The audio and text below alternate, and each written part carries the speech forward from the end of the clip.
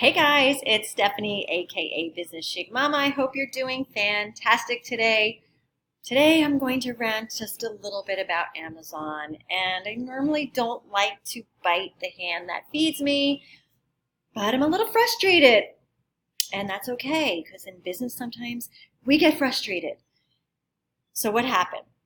Well, I'm just going to keep this story short, but I want to show you how I'm going through the process of remedying this situation. So just recently, I received a note from Amazon saying that we have removed your product from our listings, removed your product from Amazon due to trademark or copyright infringement. Okay, so how does that happen when I have my own trademark product? Like, no one can sell my brand. No one can sell my trademark.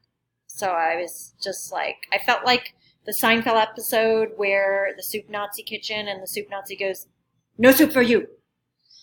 Seriously, that's what I felt like. Okay, no product for you. So I was like really trying to think, okay, I went down and started looking at the email. I started, trying to decipher what happened. I looked down, I saw who filed the complaint against not just myself, but then there was a whole bunch of other ASINs. So I realized it couldn't be my trademark name. So the bell went off, ding. It was a product that I was actually giving away with my trademarked fitness product.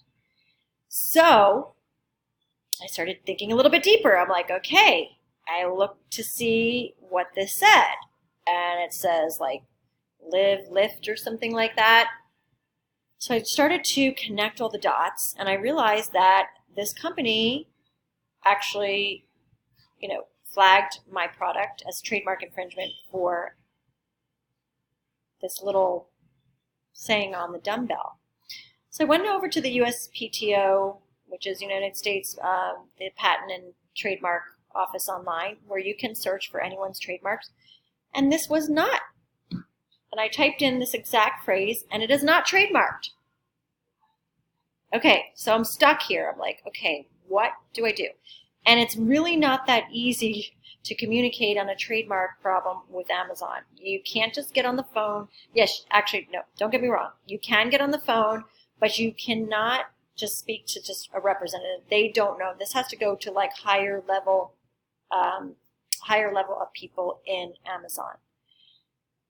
They deal with trademark and copyright infringement. So I emailed them back and told them that I think that you must have made a mistake because, first of all, my product is trademarked, and I gave them proof of that.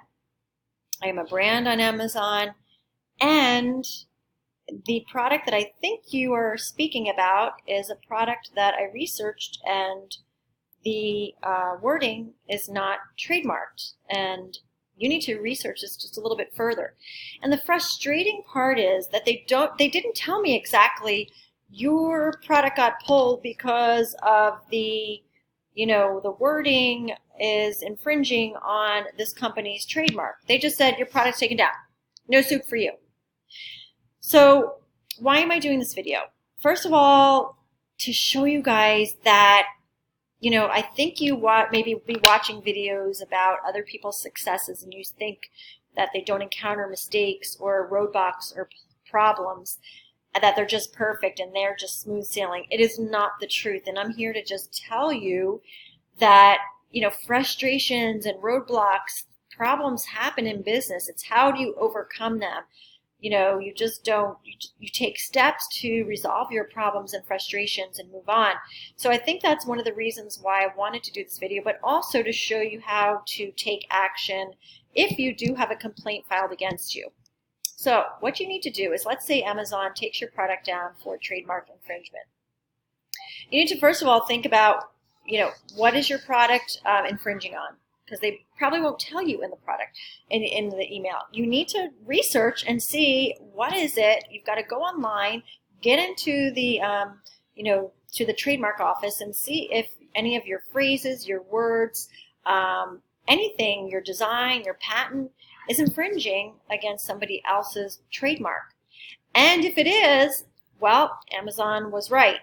But if it isn't, you need to create a case with Amazon through email, and that is showing proof, whatever it is that they are complaining against, that you are the rightful owner of your mark or what have you, your patent or what have you. So this is just going to go back and forth for probably several weeks until they come up with a remedy to the situation.